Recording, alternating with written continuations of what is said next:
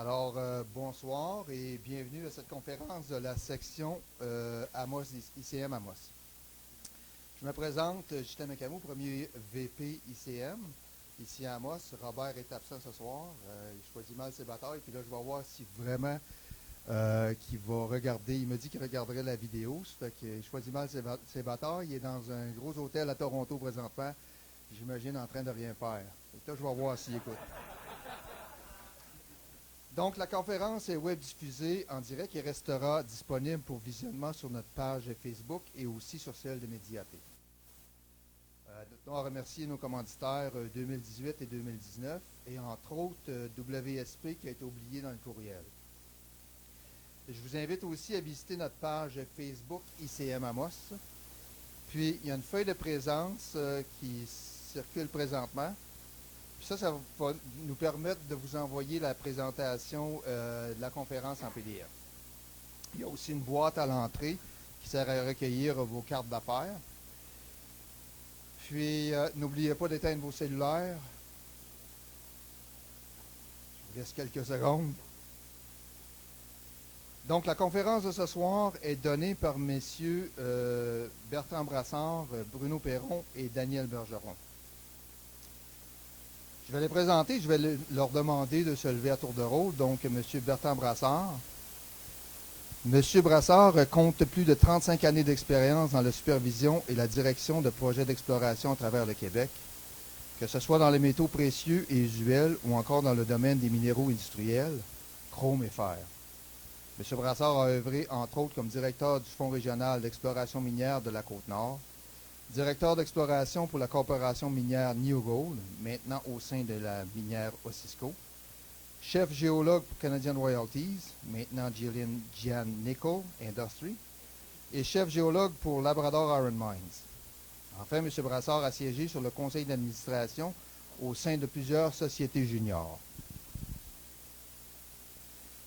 M. Bruno Perron, ingénieur. M. Perron compte plus de 20 années d'expérience dans la direction de projets d'exploration minière avancés qu'il a fait cheminer au stade de la mise en valeur. M. Perron a entamé sa carrière auprès d'Inmet Mining au projet aurifère Trollus Gold, où il a travaillé pendant 8 ans en qualité de géologue affecté à la production et géologue principal. Récemment, M. Perron a travaillé à l'étranger, au Suriname, plus précisément à la mine d'or Rosebel, avant de joindre les rangs d'Anico Eagle. Au cours des 5 dernières années, il a été le directeur de la géologie de la mine Arnaud. M. Daniel Perron, directeur des relations communautaires, M. Daniel Bergeron, excusez-moi, directeur des relations communautaires et directeur de la logistique. M. Bergeron possède plus de 20 ans d'expérience dans l'établissement de relations entre de grandes sociétés minières et les diverses Premières Nations du Québec. Il a négocié le premier PDA et IBA du projet Opinaka de Gold Corp avec la Nation Cri de Wiminji et le Grand Conseil des Cris. Il a négocié et signé un MOU avec la communauté Misticini et le Grand Conseil des Cris pour le controversé projet Matouche, en collaboration avec la Commission canadienne de sûreté du nucléaire. Avant de se joindre à Troilus, M. Bergeron a siégé au gouvernement régional Ewichi Bay James, où il a activement travaillé avec les sociétés COMEX et COFEX. M. Bergeron a également siégé à la Commission des ressources naturelles du Nord du Québec en qualité de commissaire délégué au territoire. Donc, comme premier présentateur, ce sera M. Brassard. Et puis, il a été décidé que les questions seraient posées en dernier. Et puis, il serait important que lorsque vous allez être prêt à poser une question, de lever la main puis d'attendre que je vous apporte le micro parce que c'est web diffusé et les gens à la maison n'entendent pas. Donc, ce serait important. OK? Merci beaucoup.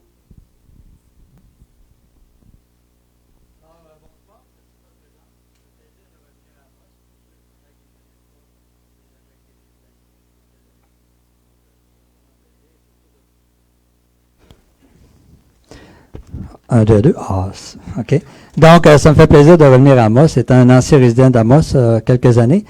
C'est toujours agréable, principalement, de voir que la section ICM Amos est très, très, très active. Félicitations à toute l'équipe. Merci Ghislain, merci Robert, justement, pour l'invitation. Un remerciement de la part de l'ensemble de l'équipe de Troilus. Alors, le projet Troilus, bien sûr, c'est pas du lithium. En passant, c'est de l'or, c'est ce qu'on m'a dit d'indiquer. Donc, c'est toujours le projet, le Troilus, l'ancien Troilus, qui porte maintenant le nouveau nom. Donc, c'est un projet qui a redémarré quand même, ça fait déjà moins d'1 an. Quelques mots d'usage, juste pour indiquer que l'ensemble de l'information, principalement les chiffres qui correspondent aux ressources dont Bruno va traiter plus particulièrement, sont conformes à la norme de l'ICM, qui par rapport au 4301, bien entendu. Donc, c'est une mise en garde là, par rapport à ça, que tout est conforme et ce qu'on présente ici, c'est présenté dans les règles de l'art.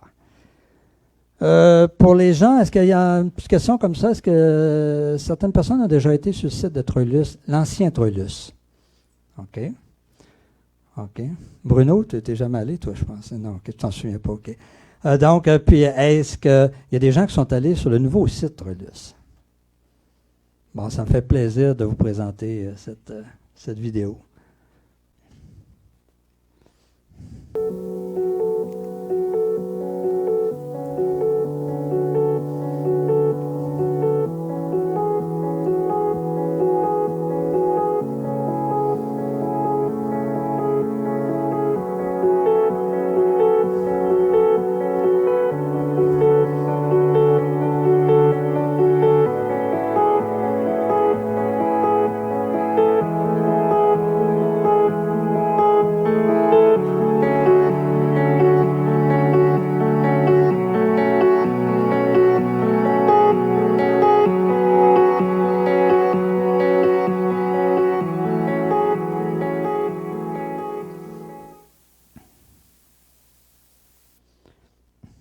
Alors, à titre de géologue, je peux simplement mentionner, j'ai été très, très impressionné la première fois que je suis arrivé sur le site.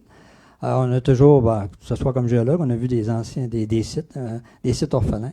Mais quand on voit aujourd'hui le travail qui a été effectué au cours des dernières années, depuis la fermeture, il n'y a pas de gêne, on peut en parler, on peut montrer les images. Ça a été fait de façon très, très, très professionnelle. C'est pour ça que ça fait plaisir de le présenter. Donc, moi, je suis géologue. On parle de géologie. Il y a quelques géologues. J'en ai reconnu quelques-uns dans la salle. Combien de géologues sont dans la salle? OK. On regarde les questions pour la fin. Ça. Alors, bien, le projet Troilus se trouve dans c'est vrai, ça fonctionne différemment, ça, ici. Un instant. OK. Donc, le projet Troilus se trouve dans la ceinture Frotet-Evans. C'est une ceinture de roche verte. Qui est à peu près 300 km d'est en ouest et une quarantaine de kilomètres du nord au sud. Excusez. Donc, principalement, le secteur dans lequel se trouve le dépôt Troilus, le dépôt aurifère, se retrouve dans cette série de bimodales de roches volcaniques, principalement, de roches felsiques à roches mafiques. Plusieurs indices d'or se trouvent présents dans la ceinture. Dans le domaine qui se trouve davantage dans la partie est de la ceinture Frotet-Evans. Plusieurs indices d'or, plusieurs indices de métaux de base ont été découverts au cours des années. Excusez, je vais juste m'adapter là. OK, donc nous, la propriété, ça couvre à l'heure actuelle cette partie-ci. On verra plus tard qu'on a agrandi notre propriété tout récemment. En fait, quand on regarde la propriété, il y a eu des travaux qui ont été faits. En fait, le territoire a commencé à être exploré dans les années 50. 58 ans en passant, je fête mon 60e cette année, donc 58, ça me fait plaisir de le raconter. Donc, en 58, il y a eu beaucoup de travaux qui ont été faits, principalement de 58 aller jusqu'à les années 80, où est-ce que le ministère, à ce moment-là, a fait une cartographie détaillée, a démontré que oui, il y avait un potentiel pour les métaux de base, parce que principalement, c'était l'intérêt des compagnies, mais qu'il y avait possibilité d'y trouver également des zones aurifères d'intérêt. C'est à ce moment-là que Addison a pris une position importante au niveau du secteur. C'est donc dans ces années-là où est-ce qu'en 86, il y a eu des travaux. Il y a eu des blocs qui ont été trouvés, il y a eu quelques forages, des premières zones minéralisées ont été découvertes. Au cours de l'année qui a suivi, il y a eu des travaux de prospection, bien entendu, cartographie, un peu de géophysique, et une traînée de blocs qui a été découverte.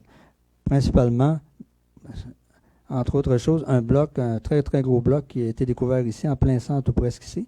Donc un forage a été effectué, puis bullseye, on n'a pas toujours la chance d'avoir ce succès-là sur un premier forage, et la zone 87 a été découverte.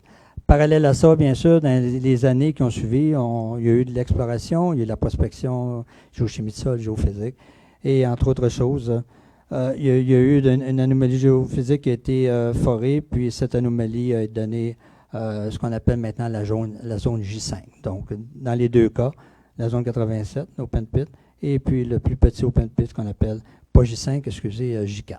Et ultérieurement, bien sûr, d'autres zones, dont entre autres la zone J5 qui a été découverte. Il y a eu au cours des années 2000, début 2000, il y a eu une tentative pour pousser davantage l'exploration pour possiblement espérer trouver un autre 87. Donc ça s'est fait dans cette période 2000 principalement, mais malheureusement sans succès à ce moment-là. Non pas qu'il n'y avait pas des valeurs d'or, on verra. Il y a quand même des valeurs intéressantes, sauf que pas suffisantes pour la période pour cette époque. Oh my God! OK. On n'était pas allé aussi loin que ça. Qu'est pas ça? OK. Je vais aller plus. Vincent Jourdain, il est où? Qu'est-ce que tu as fait de Vincent, là? OK, je vais aller plus tranquille. Je vais reculer, là. Attendez un petit peu, là. Ça. Non. OK. Bon, écoutez, vous avez tous de l'imagination.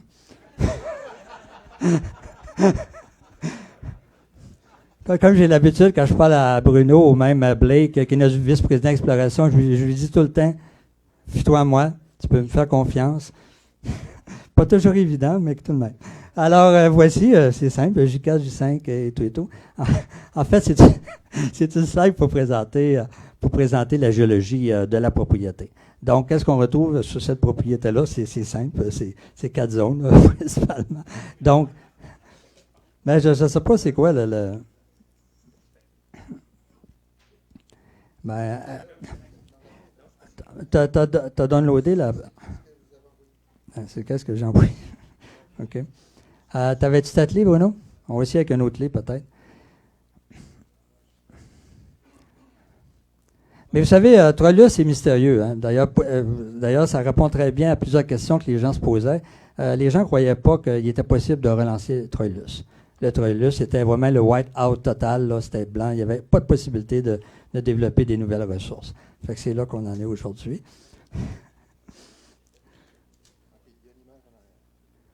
Oui, il y a une image, mais là, peut-être que...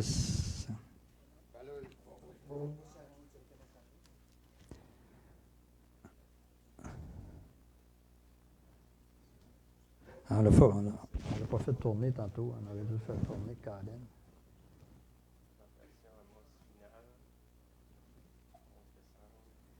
Maintenant, en PDF. Au pire, le PDF, on met en mode plein écran le PDF, puis...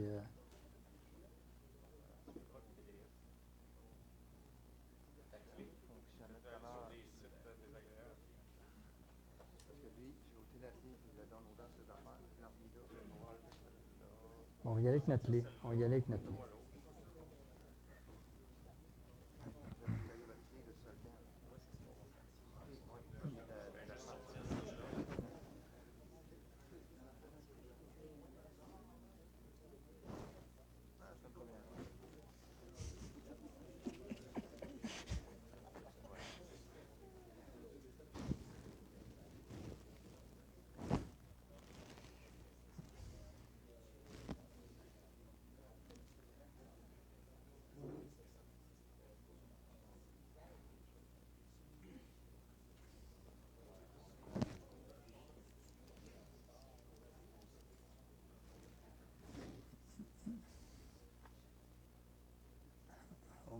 T'es sur le disque dur, là?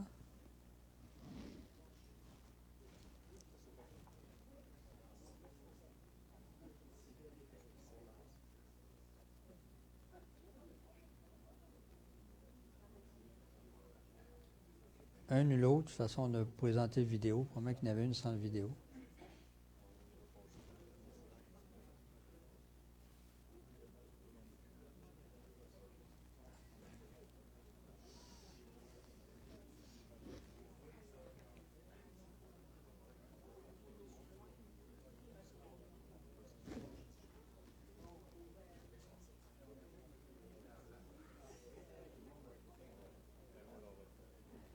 Ouf.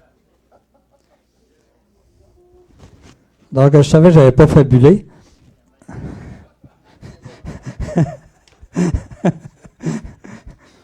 OK.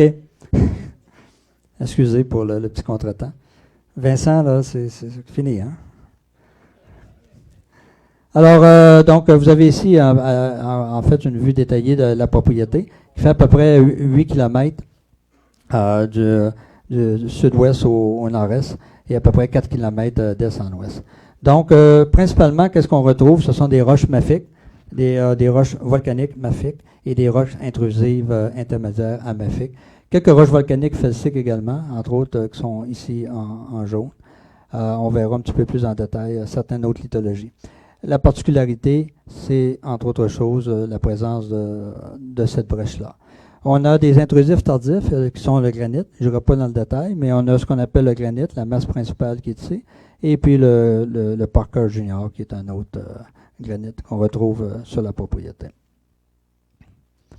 La particularité, donc, de la propriété est principalement le type, la roche haute, là, qui correspond à l'ensemble des zones minéralisées, c'est la brèche, la fameuse brèche de diorite qu'on retrouve. Cette brèche ici, un très bel exemple, entre autres choses, à l'entrée principale de la zone 87, de la fosse 87. Donc, c'est une brèche qui se trouve principalement caractérisée par des fragments à grains fins à moyens, occasionnellement avec des textures porphyriques. Très, très rarement, on va retrouver des fragments de texture intermédiaire ou felsique, très rarement. Tout ça, on retrouve cette brèche-là, principalement les fragments dans une zone d'une matrice mafique, amphibole, entre autres choses, localement très fortement biotitisée. La déformation est très importante à certains endroits. Vous avez ici un exemple, entre autres, les différents étapes, si on veut, de déformation de la brèche typique, avec des fragments subanguleux, tranquillement selon le niveau de déformation, selon également où est-ce qu'on se retrouve par rapport au Parker ici, le fameux intrusif granitique. Il y a un étirement qui est présent au niveau des fragments. Bien entendu, cet étirement-là devient excessivement important et c'est à ce moment-là qu'on est en mesure davantage de prendre des mesures d'élimination pour voir les différentes... pour mieux comprendre, entre autres choses, toute notre déformation qu'on retrouve sur la propriété, mais également la façon que plongent les différentes structures dont les plis. Et bien sûr, il y a d'autres secteurs. On oublie les fragments. Oui, il y a certainement des fragments, mais il est très difficile à ce moment-ci d'être en mesure d'indiquer si ce sont des fragments ou non. Mais on sait qu'on est dans la diorite bréchique qui est excessivement déformée. Une unité importante, c'est les dikes felsiques. Ce sont des dikes qui sont d'épaisseur variable, qui vont être de l'ordre du métrique aux dizaines de mètres, décimétriques. De façon courante, très rarement, on va retrouver les dikes felsiques sur la propriété sans nécessairement avoir l'association de l'or. L'or va toujours être, la minéralisation va toujours être associée de près ou de loin au dike felsique. Dans le cas de la zone 87 ici, vous avez ici un dike felsique. Vous avez en fait le contact entre deux zones, la zone 87 sud et la zone 87. Mais systématiquement, on va retrouver ces dikes felsiques-là, qu'on retrouve entre autres en forage, mais avec une texture particulière, totalement différente que lorsqu'on retrouve les dikes à la surface. Entre autres choses, la particularité de ces dikes-là, souvent, il va y avoir une altération en moscovite très importante qui va former des laminations, des bandes plus blanchâtres, entre autres ici. Et dans tous les cas, la zone 87, principalement, on retrouve de part et d'autre ces dikes FX6-là, qui est pour nous un horizon repère, qui nous permet, entre autres, de pouvoir nous guider là, sur principalement les zones à échantillonner ou non. Bon, les granites, on en a parlé un petit peu tout à l'heure. Ce sont encore une fois, on a le Parka, bien sûr, qui est une très grosse masse granitique, mais on a également des petits dikes qui eux-mêmes, de façon occasionnelle, on n'a pas d'évidence ici, il va y avoir de la remobilisation des sulfures, de la pyrite, entre autres, calcopyrite à l'intérieur des granites. Et occasionnellement, ces dikes tardifs-là de granit sont eux-mêmes minéralisés en or. Certains secteurs au sud de la propriété, on verra plus des valeurs tout à l'heure, mais encore une fois, c'est caractérisé par un assemblage similaire, c'est-à-dire qu'on a des dikes fessiques ici même, repris dans le système de déformation. On voit des plis transposés, entre autres choses, qui sont subparallèles à la foliation ici. Ces mêmes dikes-là, systématiquement, comme j'ai mentionné tout à l'heure, on retrouve presque toujours des zones altérées, donc des zones minéralisées, dans ce cas-ci, à pyrite et aurifère. D'autres lithologies qui sont apparentes, qu'on retrouve sur la propriété, qui ne sont pas nécessairement importantes au niveau de la minéralisation, que ce soit au niveau de la zone 87 ou ailleurs, sauf que ce sont des niveaux d'amphibolite qu'on retrouve au niveau du footwall. Généralement, quand on rencontre ces niveaux-là, on sait qu'on sort de la zone principale, la main zone. Encore une fois, également, il y a des roches, il y a des basaltes cousineux qu'on retrouve, qui étaient vus comme étant des basaltes peu déformés, mais je peux vous assurer, suite à des nouveaux travaux qu'on a fait cet été, qui sont, dans certains cas, excessivement déformés. Non minéralisés, oui, il y a des traces de sulfure, mais ils ne sont pas porteurs d'or. Encore la phimbolite et les rhyolites, qui sont quand même présentes, sont importantes. Localement, de façon assez surprenante, minéralisées en or. On est à l'heure actuelle à évaluer justement l'importance de ces rhyolites-là pour le contenu en or. Une section type de la zone 87. Donc, vous avez ici la limite de la fosse à ciel ouvert. En noir, vous avez la trace des anciens trous, des trous historiques. Et ici, la trace des nouveaux trous qu'on a forés cette année. Vous avez typiquement du hanging wall aller jusqu'au footwall. Vous avez entre autres choses, dans la diorite plus massive et occasionnellement bréchique, on va avoir de la remobilisation tardive à l'intérieur même de ces diorites-là, qui va être enrichie en or de façon locale, mais également, entre autres, en sphalerite, en zinc, en calcopyrite. Mais le sphinx, la sphalerite, entre autres choses, est quand même assez localisée et peu importante pour l'ensemble de la zone 87. Excusez. La minéralisation type, vous la voyez ici, qu'on soit dans la fosse 87, entre autres dans le gisement de la fosse 87 ici, ou encore on verra dans les autres. C'est de la pyrite, vous voyez très bien ici des grains, l'alignement de la pyrite le long de la foliation. C'est caractéristique à 90% de la minéralisation qu'on retrouve au niveau du gisement 87, J4 et J5. Encore une fois, juste pour revenir ici, ce n'est pas évident, mais on est dans la diorite bréchique.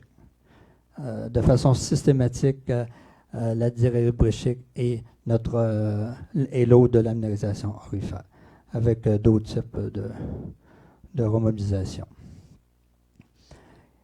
Vous avez ici une section type de ce qu'on appelle le J5 et J4.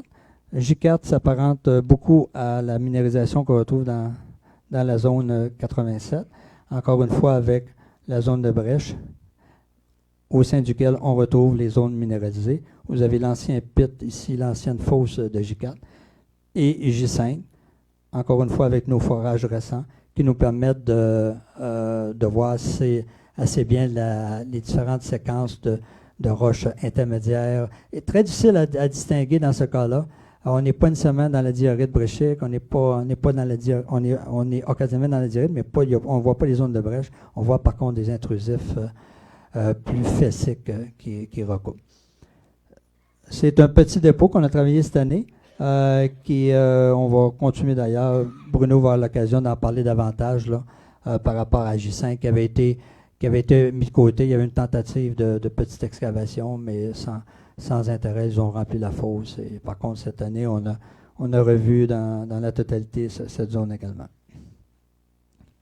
Encore une fois, vous avez une meilleure indication de la façon que la minéralisation se retrouve ici.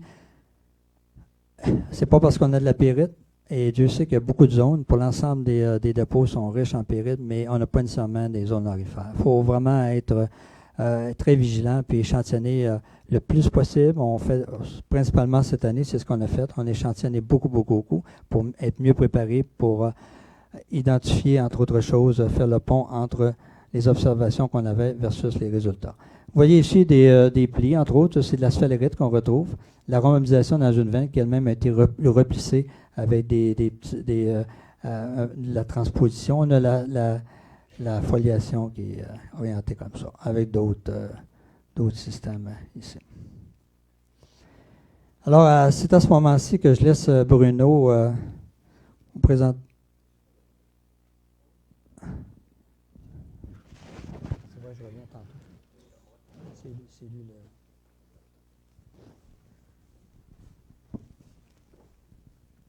Bonjour à tous. 1, 2, 3, 4, oui. Bon. Bonjour à tous. C'est moi qui vais faire le volet ressources qu'on a réalisé cette année. En fait, c'est encore tout chaud. Oui, plus près, c'est beau? OK. Donc, en février 2018, Trollus a débuté sa première campagne de forage. Quand je parle de Trollus, je parle de Trollus Gold. On a commencé en février pour compléter notre forage en août, pour un total de 36 000 mètres et 26 800 analyses pour 90 trous. Le but de la campagne 2018 était avait 3 volets. Le premier volet était l'expansion à proximité du développement sous terre.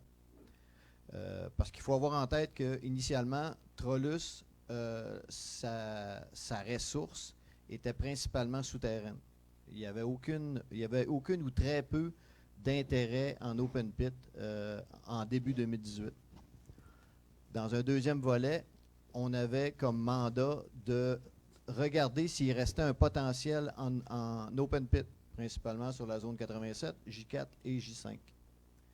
Finalement, le dernier volet qu'on a réalisé en fin d'année était de compiler toutes les données historiques, puis de regarder avec un œil neuf toute l'information du régional, puis voir si on ne pouvait pas soulever des choses qui avaient mal été comprises avant.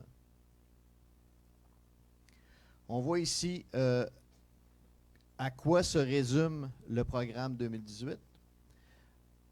On a foré en bleu foncé ici 3000 mètres sur la zone J5, ensuite 8000 mètres sur la zone J4, principalement en dessous du pit actuel.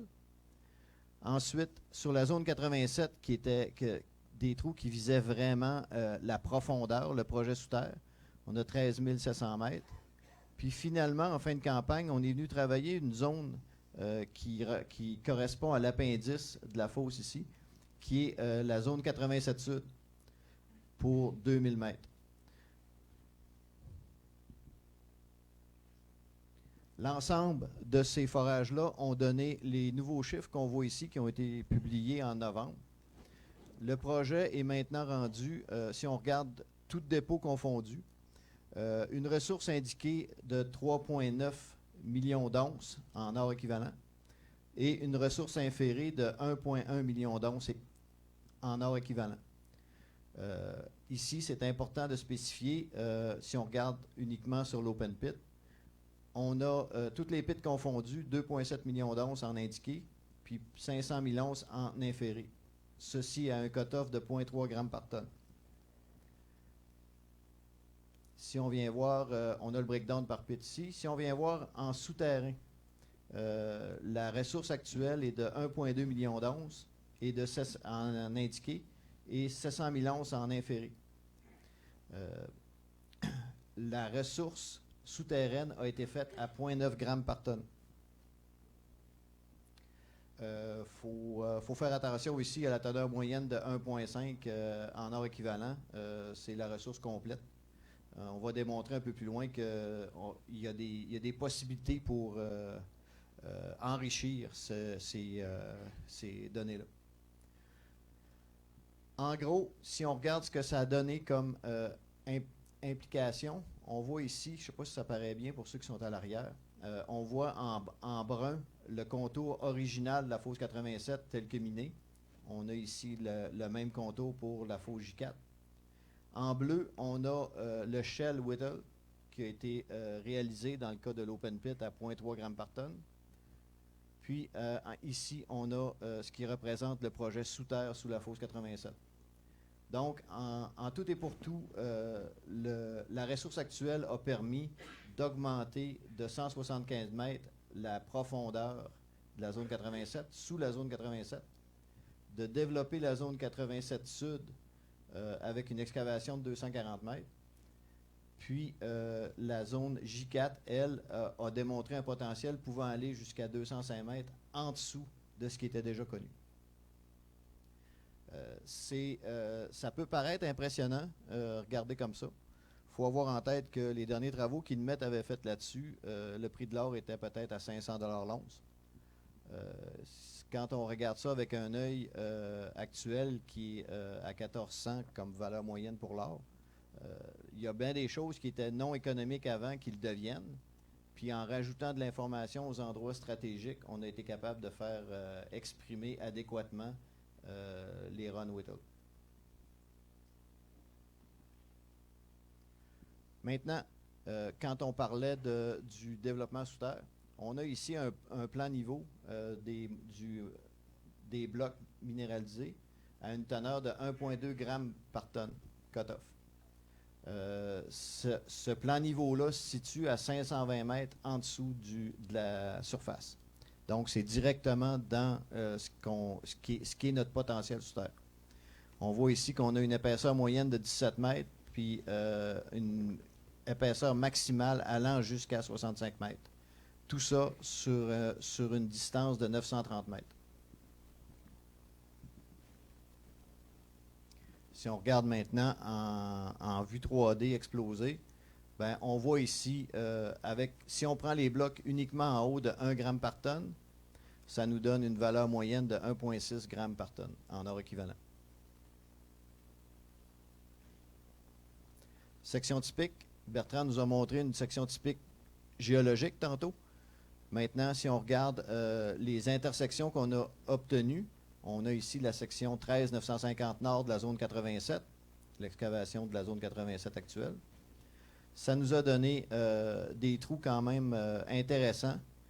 Prendre en considération que les trous qu'on voit ici en profondeur, c'est les trous qui sont les plus au nord qu'on a fait dans le panneau souterrain.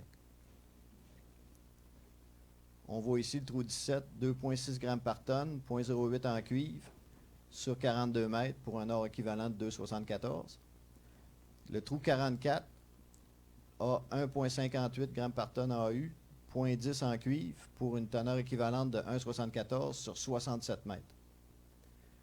Il est évident qu'avec les teneurs qu'on a obtenues ici, 2019, on va aller forer dans la continuité de ces teneurs-là.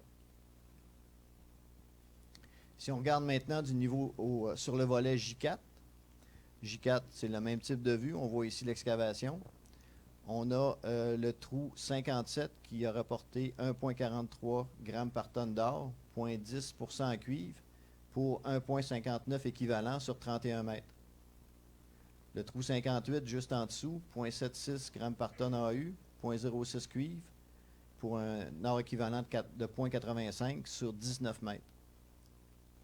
Donc, ce qui nous est apparu évident, c'est que la continuité en profondeur de la zone J4 était toujours présente. Ce qui semblait beaucoup moins évident dans mes premières années quand je travaillais au début de Trollus. Maintenant, dans l'épisode de forage de la zone J5, qui est une zone parallèle à la zone J4, on a étiré quelques trous pour essayer d'intersecter la zone J4 en profondeur. Si on prend ici on a l'exemple du trou 31 qui nous a rapporté 1,54 grammes par tonne en or, presque rien en cuivre, sur 8 mètres.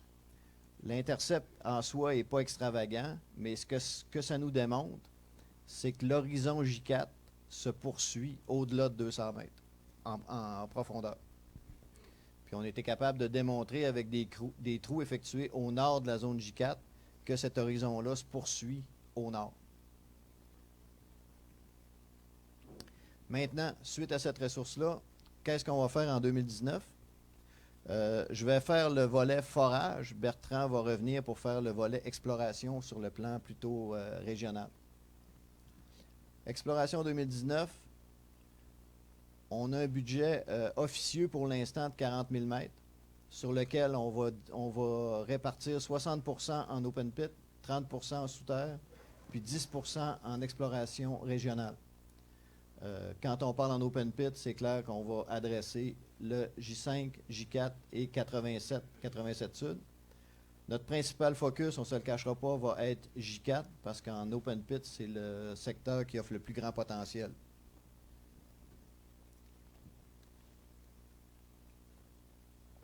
Bertrand?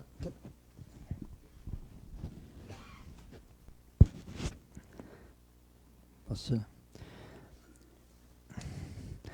Alors, donc, il y a deux zones à la lumière du succès qu'on a eu au niveau de J4 et le fait qu'on a intercepté en profondeur à partir de J5, on est allé forer en profondeur. On a décidé d'aller voir un petit peu historiquement qu'est-ce qu'on avait sur la propriété. Question juste de faire une compilation, disons, on va dire actualisée, mais surtout de pouvoir si on n'avait pas la possibilité de développer des ressources supplémentaires. On va commencer par faire un petit survol ici pour la zone 86 qui a été travaillée. Je l'ai mentionné tout à l'heure, autour des années 2000, entre autres choses, il y a eu plusieurs forages, peu profonds pour la plupart, qui ont été effectués dans ce secteur. Géologiquement parlant, ce qui est intéressant, pour avoir fait décapage de plusieurs nouveaux affleurements, on est en mesure maintenant de valider que l'ensemble de la propriété du secteur sud, on se trouve quand même, voici ici, on est à la limite sud de la propriété, donc à peu près pratiquement presque 4 km de la fosse 87. On est en mesure aujourd'hui de dire que la séquence des unités lithologiques qu'on rencontre est similaire à tout point à ce qu'on rencontre sur la zone 87. C'est encourageant. Par contre, la particularité, ce n'est pas un beau feuillet, un beau plan qu'on peut suivre facilement. Donc, on a travaillé beaucoup au cours de l'automne, entre autres choses. On a des firmes indépendantes. Également, SRK travaille avec nous à l'heure actuelle sur le plan structural pour mieux comprendre qu'est-ce qu'on a ici, puis est en mesure de mieux comprendre la complexité structurelle qu'on rencontre dans ce secteur-là. Non pas parce que c'est juste d'un intérêt géologique, mais c'est surtout parce que des anciens pop-up, moi j'appelle ça des pop-up, forages antérieurs, ont quand même démontré qu'il y avait un certain potentiel. Vous avez ici des valeurs aujourd'hui qui sont d'intérêt, bien sûr. Par exemple, 0,6 grammes or sur 36 mètres. Ça vous donne une indication et tout près de la surface. Vous avez d'autres valeurs, entre autres, ici c'est un 0,7 sur presque 20 mètres, etc. Un autre, 1 gramme sur 36 mètres. C'est aujourd'hui, à la lumière de la façon qu'on travaille, dans le contexte du prix aurifère, bien sûr, ça devient d'intérêt. D'intérêt, bien sûr, pour peut-être trouver des ressources près de la surface, peut-être pas de millions d'onces, mais tout de même, des ressources qui vont nous permettre d'alimenter facilement notre future notre usine. Donc ça, c'est la zone 87 Sud, là, qu'on va continuer à travailler. On va potentiellement la forer déjà cette année, aller valider, faire des forages stratigraphiques, on va dire ça comme ça, reconnaître les différentes unités, parce qu'on n'a pas quelques forages antérieurs historiques sont toujours accessibles, mais vraiment là, très très peu. Au nord, l'intérêt, Bruno a mentionné, entre autres, l'intérêt des forages qu'on a, trois forages qu'on a fait pour aller voir finalement en dessous du J4. Le fait de suivre la zone J4 à cette profondeur-là, complètement nouveau, mais surtout le fait de la suivre à peu près au moins 150 mètres au nord, à la limite nord de la fosse J4. Ça nous a allumé sur le fait on devait aller voir qu'est-ce qui avait été fait antérieurement. Entre autres choses, ce qu'on a fait, on a compilé l'information. Cette information-là, entre autres, nous a permis, bien sûr, de repositionner à partir des anciens travaux antérieurs. Bon, certains, vous avez des valeurs quand même intéressantes ici. Là. On parle d'affleurement avec 4 grammes, 1 gramme, 6 grammes, 14 grammes, des blocs, entre autres. Et tout ça enligné dans une même, encore une fois, dans un beau feuillet. Là, on va appeler ça comme ça. Ce même secteur-là, il y avait eu dans les années 80, fin 80, début 80, quelques petits forages qui avaient été faits. Entre autres, systématiquement, INMET faisait de l'exploration, faisait quelques forages. Et il y avait eu des intersections tout de même intéressantes. Aujourd'hui, bien entendu, on regarde 0,6 sur 15 mètres, 1 gramme sur 4 mètres, 1 autre gramme sur 5 mètres. Ce n'est pas des intersections qui sont majeures, mais dans le contexte aujourd'hui, avec la possibilité de revoir le J4, qui revient d'actualité maintenant comme open pit, dans un contexte où on est dans une continuité latérale. Vous avez ici la limite de J4. Donc, dans cette continuité-là, on strike, là, latérale vers le nord, a un potentiel de cibler une zone aurifère sur à peu près, dans ce cas-ci, 2 km. Donc, cet automne, dans notre campagne d'exploration, on a voulu valider. Il n'y avait pas eu de travaux au cours des 20-25 dernières années. On est retourné, on a rééchantillonné, on a fait beaucoup plus d'échantillonnage. On a fait du rainurage, on a décapé beaucoup plus finalement d'affleurement qu'on croyait à l'époque. Et pour en arriver, entre autres choses, à avoir des valeurs comme jusqu'à 100 grammes d'or, avoir des intersects à la surface en rainurage sur 1 demi-gramme, c'est complètement nouveau, sur 8 mètres. Donc pour nous, c'était très, très, très encourageant d'avoir entrepris cette démarche-là. On a fini sur un pied de neige, là. On faisait du rainurage sous la neige, là. C'était toujours dans l'optique que ce qu'on voyait apparaître maintenant dans J4, mais ça nous motivait à aller pousser davantage latéralement. Et tout ça, dernièrement, on a annoncé récemment, entre autres choses, dans l'optique de cette continuité-là, ce potentiel de développer des ressources supplémentaires, d'acquérir un petit peu plus.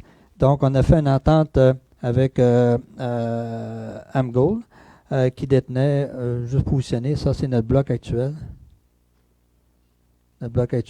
Donc, on a fait l'acquisition à 100% de la propriété. Cette propriété-là qui est directement dans la continuité de J4. Et entre autres, pour ceux qui savent, ici, il y a un bloc qui était très spectaculaire, qui avait, à l'époque des années 80, avait gradé à peu près jusqu'à 30 grammes d'or. Donc, mais encore une fois, juste pour revenir, sauf les petits forages ici qui ont été faits au nord de J4, aucun forage n'a été effectué dans l'extrémité nord de ça. Donc, on se ramasse avec potentiellement une zone d'intérêt sur à peu près pratiquement 12-15 km comme tel. Sur ça, je vais laisser Daniel vous parler de...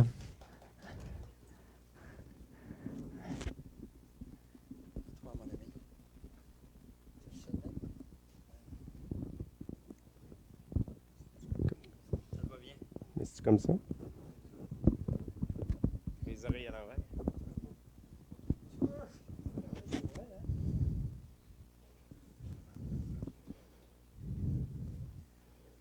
C'est pour ça qu'il avait dit de fermer le petit piton en disant qu'on allait.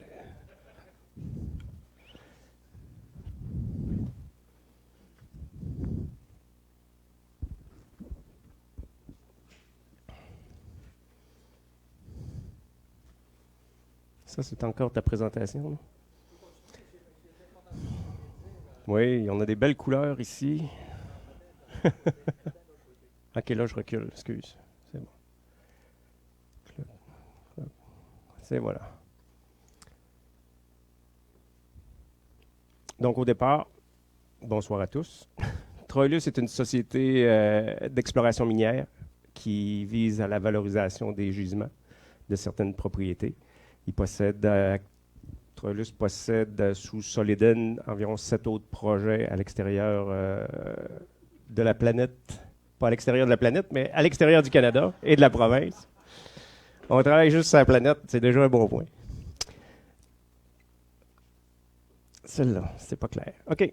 Troilus, on a mis cette diapo-là pour vous montrer que on est situé exactement à 150 km au nord de Chibougamau. Il y a des accès routiers. On a également des accès, on est branché à une ligne électrique. Donc, étant donné que c'était un gisement puis une mine qui était en opération, on est branché au réseau d'Hydro-Québec. Donc, on a encore sur le site une sous-station électrique qui est fonctionnelle. On a 50 millions de volts ampères, 2 transfos de 25 millions de volts ampères de disponibles. Un qui est branché, un qui n'est pas branché. On est en mode réfection de tout ça. On refait notre ligne électrique cette année avec Hydro-Québec aussi pour le 44 km qui nous joint à la ligne principale.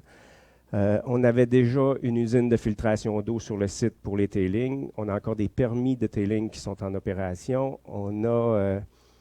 Qu'est-ce qu'on a? On a également les communications qui partent du site de la mine jusqu'à Chibougamau. Donc, on communique en HF actuellement qui va fonctionner très, très bien.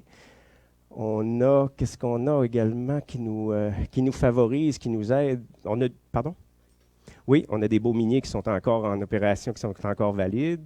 On a, écoutez, on arrive sur un site où là, on a 12 km de chemin sur le site, déjà opérationnel. Donc, on y aura juste à les entretenir. Tous nos accès sont là. Donc, on a déjà une longueur d'avance pour nous. Lorsqu'on est arrivé en janvier, on était déjà à un niveau déjà avancé puis accessible et fonctionnel.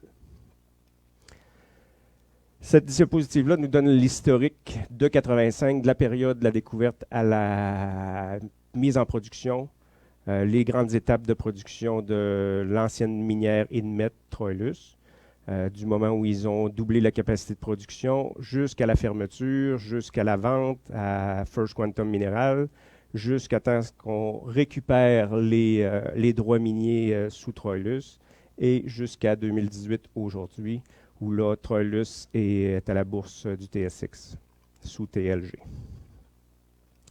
La prochaine, c'est le dernier tronçon qui nous amène de 2018, donc de janvier à aujourd'hui. Lorsqu'on est arrivé, comme je vous ai dit, on avait des infrastructures qui étaient disponibles, fonctionnelles, et on avait déjà un campement là, des facilités, bureau administratif, un garage, les équipements de First Quantum qui étaient là également. L'électricité, le courant, les lumières, le chauffage, les génératrices, on était déjà en opération. Donc, ce qu'on a fait, on a rebâti un nouveau petit village, un nouveau petit campement. On s'est rebranché sur les installations septiques. On a construit un campement de 49 chambres, une cuisine. On a remis à niveau l'ensemble du réseau routier également. On l'a remis fonctionnel. On a refait un garage encore plus fonctionnel, une nouvelle carotèque, un nouveau corps-chac. On a un bureau administratif.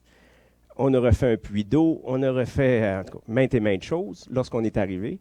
Ce qui nous a amené à un projet de forage également, une campagne de forage en mars. Donc, on est rentré avec 3 drills, avec Forage Chibougamau. Et puis, on a eu à établir un corps-chac, on a eu à établir toute une équipe, monter les géologues, les techniciens. C'est désagréable un petit peu le micro derrière, non? Ça n'arrête pas de... Donc, on a remonté une équipe complète pour être opérationnelle pour cette campagne-là. Mais ça a parti sur les chapeaux de roue, donc on avait tout à faire et on avait une équipe restreinte, ce qui a fait en sorte qu'on a été débordé toute l'année.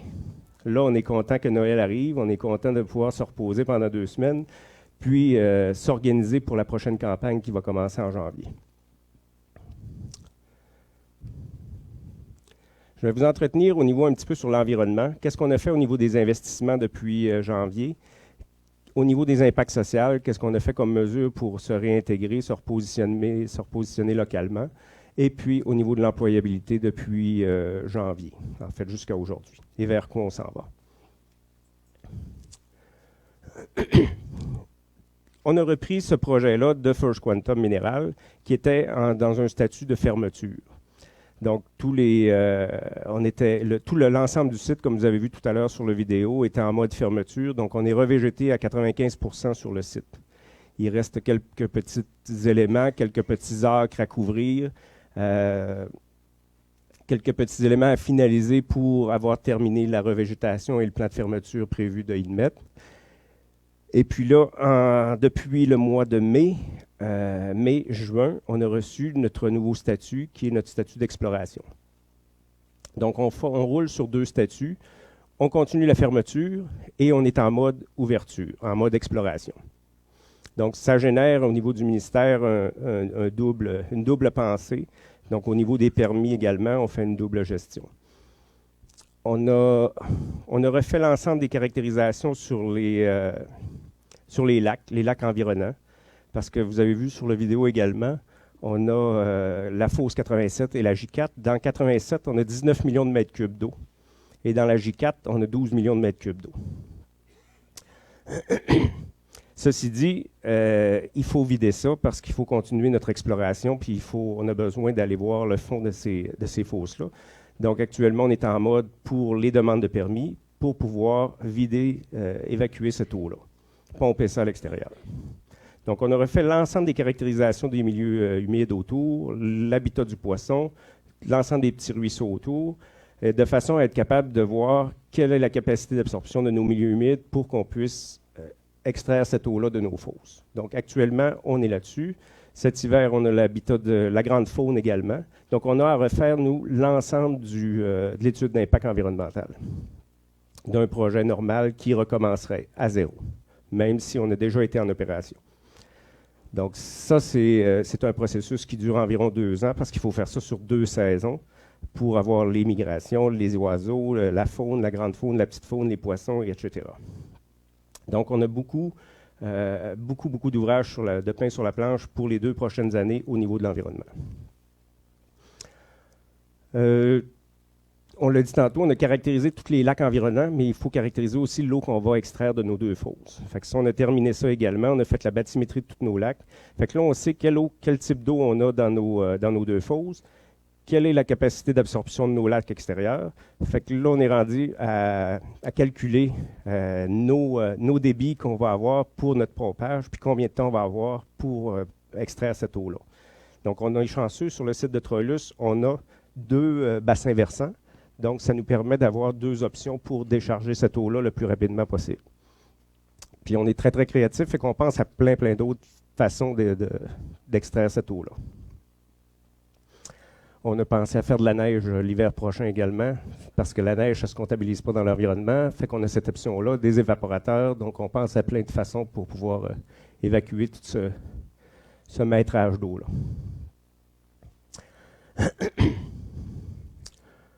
Qu'est-ce qu'on a fait d'autre?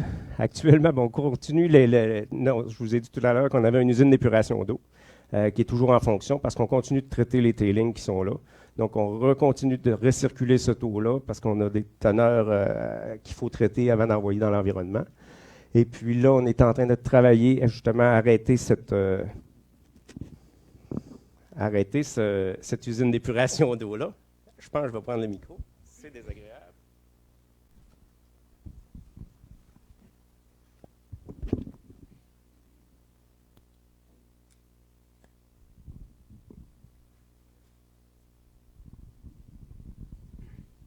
Donc, arrêter l'usine d'épuration d'eau, c'est une des prochaines étapes parce que c'est très, très dispendieux parce qu'on repompe souvent la même eau dans notre système de Troilus. Donc là, c'est des méga-pompes, c'est des ferriques, c'est des flocculants, c'est tout un processus aussi de maintien et de contrôle. Donc, cet aspect-là, pour nous, ce n'est pas nécessaire actuellement où est-ce qu'on se situe dans le projet. Donc, actuellement, on travaille à essayer de trouver une solution pour diriger tranquillement dans l'environnement directement sans avoir à traiter cette eau-là, par le biais de précipitation, de méandres et de plein d'autres techniques qu'on essaie d'utiliser. Fait que là, on est en test avec le ministère de l'Environnement, on est en projet pilote, puis ça fonctionne bien et c'est concluant pour l'instant. Vers quoi on s'en va cette année? On continue la grande faune, on continue l'étude de base au niveau de l'environnement. Les demandes de permis, on s'attend à voir ça quelque part au printemps. Donc, ça prend environ 6 mois à recevoir nos permis pour commencer à dénoyer. Donc, on va mobiliser les infrastructures pour pouvoir pomper ces fosses-là. Donc, des nouvelles pompes, amener du courant au mon site, au niveau de J4 et 87, installer nos tuyaux pour pouvoir envoyer ça dans les lacs, directement dans les lacs. Qu'est-ce qu'on a d'autre? Écoutez, on a des permis qui sont Je pense que pour partir une mine de où on part, nous, jusqu'à son démarrage, on parle d'environ 600 permis, là, si je ne me trompe pas. Donc, on a quand même beaucoup à faire. Ça fait du permis. Au niveau économique, naturellement, on a terminé le programme de forage. L'établissement de relations avec les gens d'affaires, ça veut dire ouvrir des nouveaux bureaux. On a ouvert un bureau à Chibougamau, un bureau à Mistassini également, différentes embauches, les changements de statut, construction du camp temporaire, 49 chambres, la salle à manger. Actuellement, on regarde à augmenter notre capacité d'hébergement sur le site, parce que là, les prochaines activités de l'été prochain s'en viennent, et puis on a 49 chambres, c'est plutôt limité pour nous. Donc, on regarde à améliorer cette situation-là. Même chose pour nos bureaux administratifs. On a 2 trailers, donc c'est un petit bureau administratif. Là, on regarde pour 6 trailers, donc s'organiser pour être en fonction de plusieurs années à venir.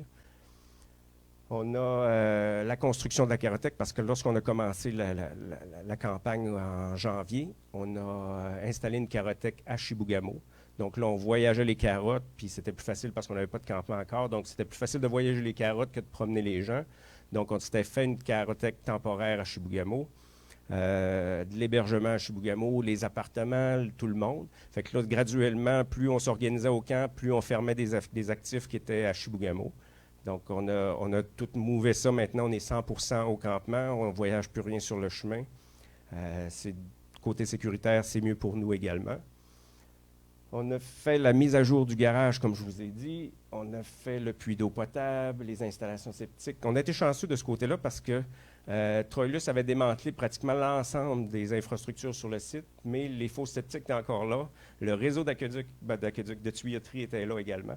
Donc, on s'est rebranché sur les anciennes infrastructures. Fait que ça a été une étape là, intéressante parce qu'on a sauvé beaucoup de temps au niveau des permis et au niveau de l'ingénierie. On aura juste eu à requalifier ces installations-là, ces infrastructures-là. Fait que ça a été une bonne, vraiment un bon...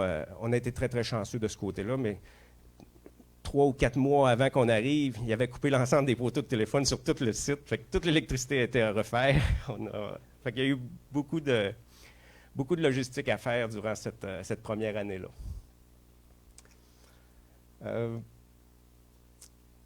Les activités à venir cette année, comme je vous ai dit, on refait la ligne électrique cet hiver avec Hydro-Québec, le 44 km. C'est une mine qui a cessé ses opérations en 2010. Donc, avec le gel et le dégel, les poteaux ont commencé à sortir des milieux humides. Donc, nos poteaux sont environ à 28 degrés sur plusieurs kilomètres. Donc, on a cette activité-là à faire cet hiver. On refait la sous-station électrique avec les gens ici de Moreau Électrique qui vont venir nous aider pour requalifier nos transformateurs.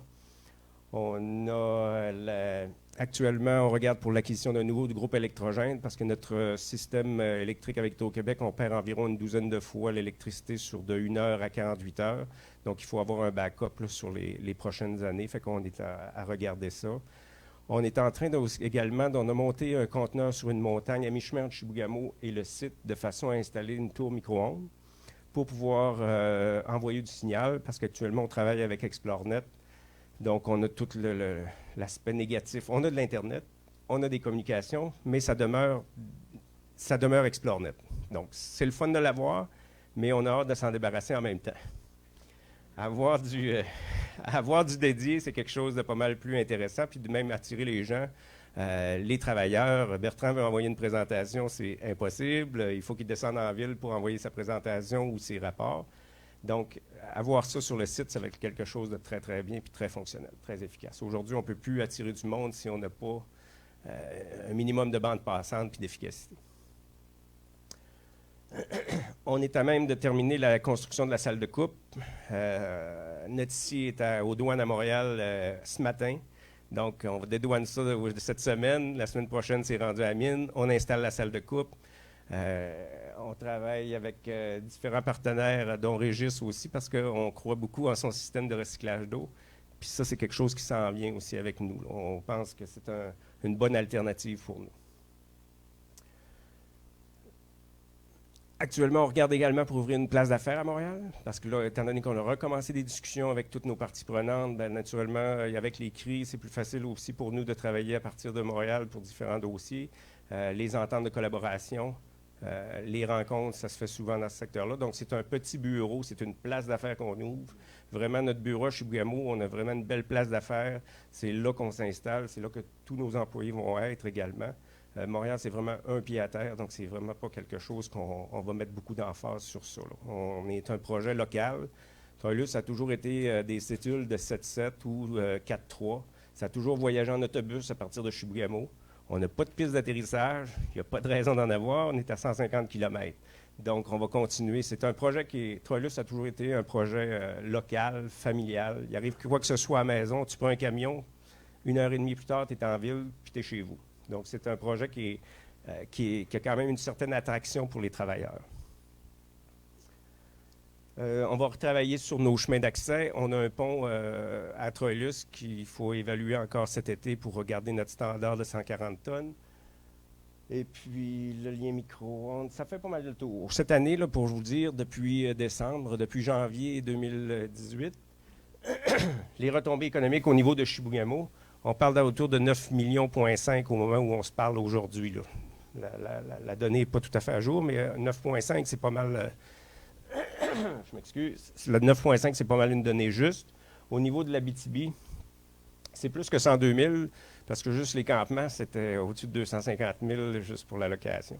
Donc, puis je les ai pris ici à Amos. Donc, on est facilement actuellement autour de 5 à 600 au niveau de l'Abitibi. Même chose, Lac-Saint-Jean, c'est des équivalents. Fait que vous voyez que la portion achat local pour nous, présence à Chibougamau, c'est important. On a des partenaires qui sont vraiment locaux, puis on focus vraiment sur l'achat local et le partenariat avec peu importe la petite entreprise locale. C'est très significatif pour un projet comme le nôtre, là, de ces retombées-là dans un village. On est 7500 habitants. Chibougamau, c'est une petite communauté. Fait que pour des montants comme ça, c'est quand même très significatif quand on sait qu'on a des projets, des projets quand même assez majeurs tout autour. On considère qu'on a un impact important dans la communauté. Au niveau de l'impact social, on a repris contact avec l'ensemble des parties prenantes sur le territoire, autant les CRI, les Jamésiens, les groupes d'intérêt, les groupes sociaux, les Lions, les Kiwanis. On a repris contact avec un peu tout le monde, au niveau des commerçants également. Je m'excuse. Donc là, on rebâtit des contacts, on rebâtit des liens. On fait de plus en plus de présentations comme ça, de façon à bien partager le projet puis le faire connaître, montrer où est-ce qu'on est rendu, même si ça fait juste une année qu'on a entamé le processus chez nous puis les activités. Je pense qu'on est au niveau des communications, au niveau de la présence, on a des camions en ville, on a le bureau. Les gens savent que c'est recommencé, ça génère beaucoup d'intérêt. Et puis beaucoup de discussions. Donc, on va essayer encore cette année d'être encore plus présent, toutes les activités sociales et les rencontres. On a fait l'ICM aussi à Chibougamau-Chapais. On fait l'ensemble des grands salons aussi du Québec. Donc, on étend tranquillement notre présence, puis je pense que c'est apprécié de la part de tout le monde. On les tient informés sur qu'est-ce qui s'en vient. Comme ça, les entrepreneurs sont prêts, ils se préparent. Ils savent que bientôt, on va avoir le pompage de ces fosses-là. Donc, on reçoit beaucoup d'entrepreneurs qui s'informent et qui essaient de se positionner face à ça également. Donc, ça génère quand même c'est beaucoup d'énergie pour entretenir l'ensemble des gens, mais de l'autre côté, tu sens qu'ils te le rendent bien puis ils sont très, très satisfaits.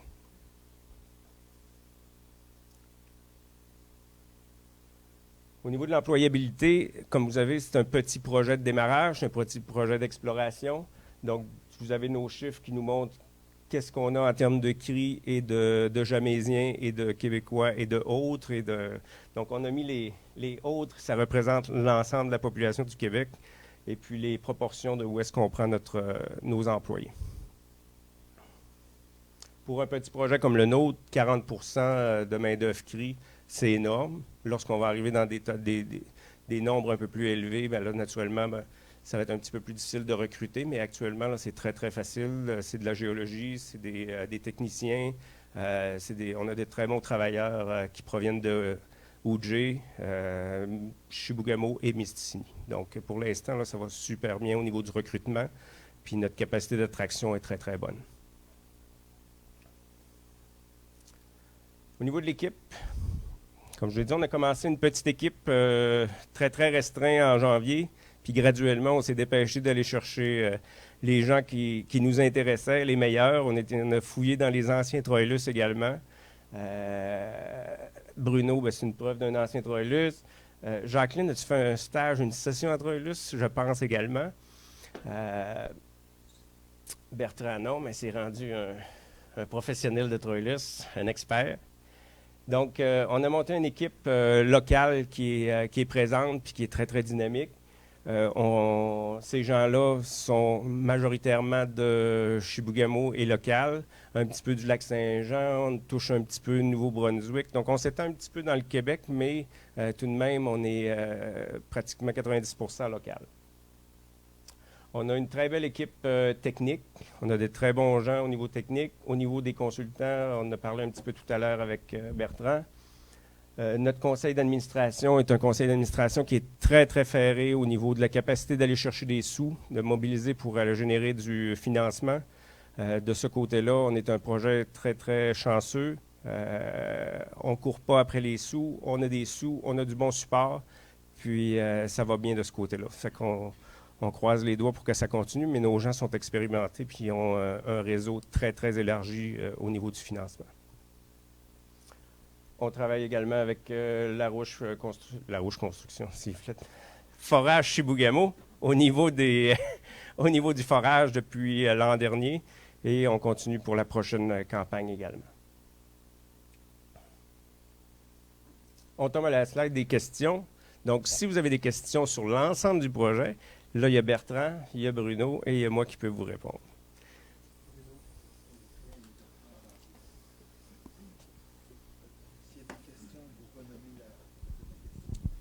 Oui, renommer la question. Et lorsque vous avez une question, on va vous passer le micro, vous vous nommez et vous posez votre question.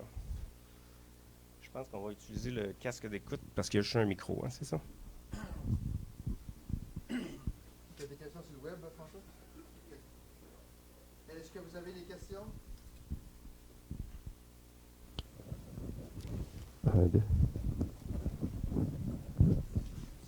Un, deux. Carl Comartin du groupe BBA.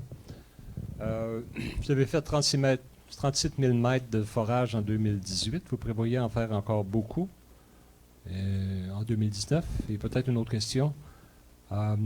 Sur la présentation, vous aviez une diapositive ou une illustration qui montrait un approfondissement de votre puits et puis un potentiel pour aller sous terre, qui était essentiellement là, autour de la zone 87, si je comprends bien. Mais la zone 84 semble être une priorité dans votre perspective d'exploration future. Fait que c'est J4. Je vais laisser Bruno, je crois, répondre aux deux questions. Bon. Oui, un, deux, ça marche. Pour répondre à votre première question, on a un budget actuellement officieux de 40 000 mètres pour 2019. Si ça fait comme 2018, on va sûrement réussir à en glaner un petit peu plus.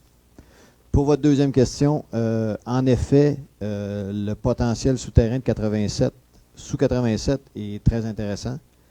D'un autre côté, quand on commence à regarder le projet dans une vision de développement, au niveau d'un plan minier, c'est beaucoup plus avantageux de décoller un open pit que de développer un projet souterrain.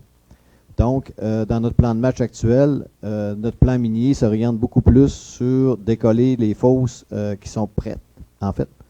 Puis après ça, développer tranquillement le projet souterrain. Dans les projections qu'on a actuellement en main, ça nous donne environ 4 à 6 ans d'opération open pit avant de commencer à penser à faire sous terre.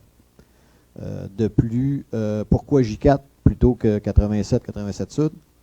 J4 a des bonnes teneurs en or, très faibles en cuivre.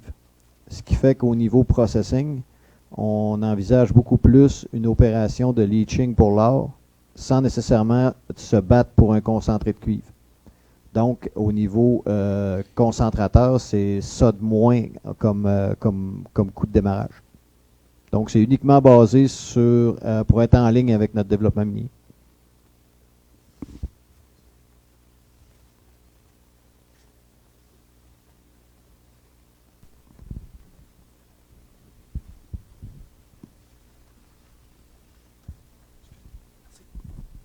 Bonjour, Marcel Larose, Technosob.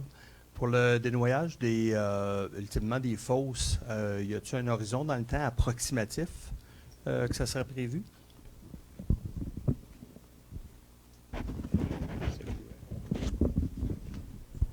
En fait, là, on vient de terminer, comme je l'ai mentionné, l'ensemble de la caractérisation des lacs environnants, des deux fosses. On est content parce que les deux fosses sont neutres actuellement, donc on n'a pas de traitement à faire. Fait que ça, c'est un bon point pour nous. La demande de permis est partie, donc on s'attend qu'au mois de mai, on aurait le permis. Actuellement, ce que je fais, je regarde avec différents contracteurs qui pourraient réaliser le projet. On connaît nos volumes, on connaît nos capacités du milieu d'accueil. Donc, on a 2 milieux d'accueil, en fait, parce qu'on a 2 bassins versants.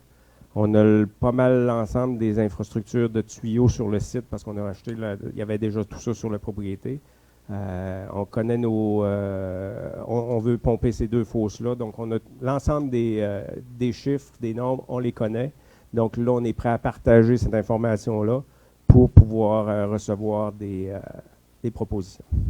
Donc, aussitôt qu'on a les permis au printemps, on veut enclencher ça, se préparer cet été, printemps. Aussitôt que c'est dégelé, qu'on est prêt à commencer, on enligne ça parce qu'on pense que ça va tourner sur environ 1 année et demie pour dénoyer l'ensemble du projet.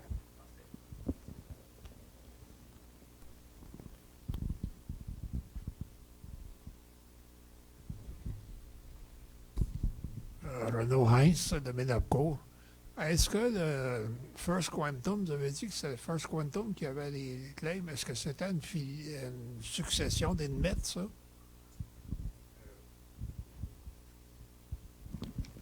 Oui, bien lorsqu'on... Es-tu au courant? Parce que bon, je manque de détails, mais First Quantum avait racheté... Pardon? OK. First Quantum avait racheté un autre projet, avait racheté Inmet, l'ensemble de Inmet. Donc, par défaut, on tombait avec le projet de Troilus. Donc, parce qu'il n'y a personne qui veut s'approprier un projet de fermeture, là, il n'y a pas beaucoup d'intérêt. Donc, c'est par défaut qu'ils se sont retrouvés avec cette propriété-là. Ah, ben, peut-être, là, je veux dire, Est-ce que vous voulez compléter ou c'est correct?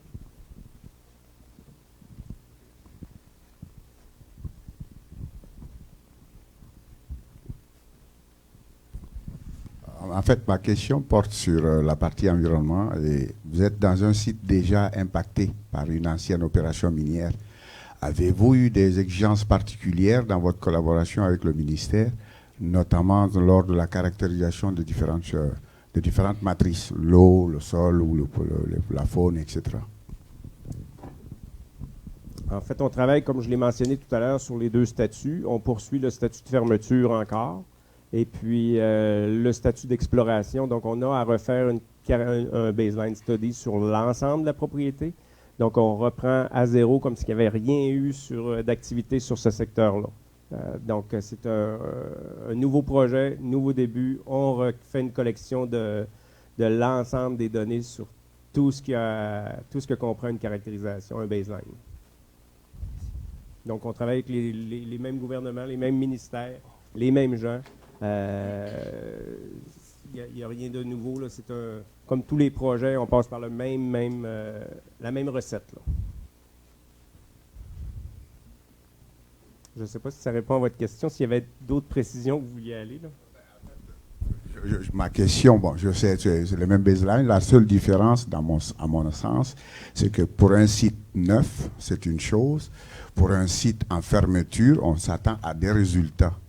Donc, le ministère a-t-il eu des exigences particulières pour une nouvelle opération? C'était ça le but de ma question.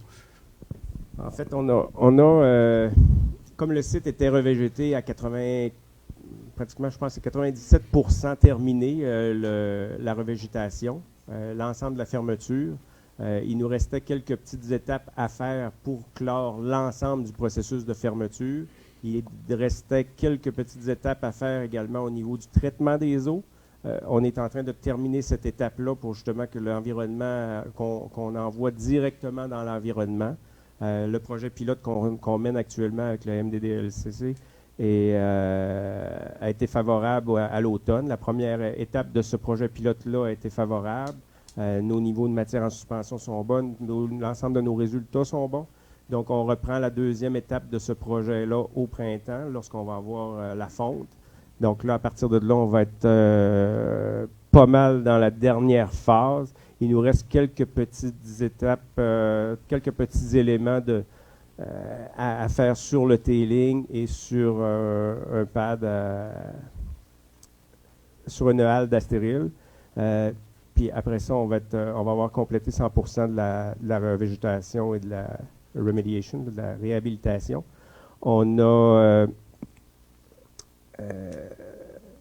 puis du côté du nouveau statut, ben, c'est un projet nouveau.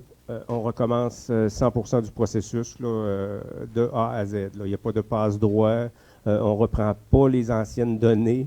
On refait, cette semaine, on faisait la bathymétrie des lacs là, avec des terrières, puis on recommençait notre travail de A à Z. Là. Cet été, on a remarché l'ensemble des cours d'eau, on a recaractérisé les habitats du poisson. La grande faune, même si elle était connue, on recommence. La migration, les oiseaux, on recommence. C'est un nouveau projet. Là. Donc, c'est le même projet, le même processus qu'un projet nouveau.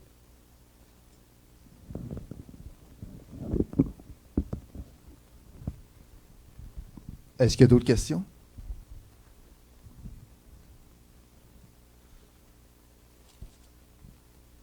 Donc, ça clôt la présentation. Merci beaucoup, Bruno, Daniel et Bertrand.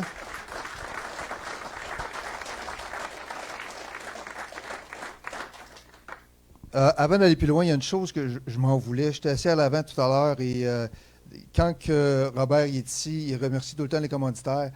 Et d'ailleurs, les billets que vous avez eus au départ pour les consommations, mais c'est grâce à notre commanditaire ILEC et Forage Nordique. Puis j'avais vu Forage Nordique est ici, et puis Yvan est là. Fait que, écoute, c'est grâce à eux. Fait que si vous voulez les remercier, là, c'est grâce à eux.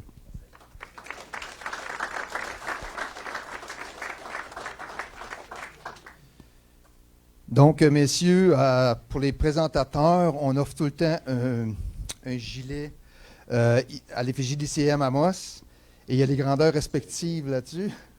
La couleur de Troilus, c'est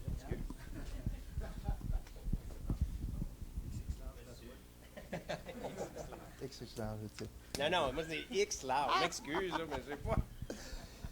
Puis, donc, OK, messieurs, ça c'est à l'effigie d'ICM Amos. Et aussi, pour les présentateurs, d'habitude on a un présentateur, là on en a 3, mais on a un commanditaire de l'ABC de l'art qui est Marie-Josée Barry, qui n'est pas ici ce soir. Et puis Serge va représenter Marie-Josée ce soir. Donc, si vous voulez venir pour les photos, là, c'est entre les deux. Messieurs, vous pourriez peut-être venir ici pour pas d'être devant...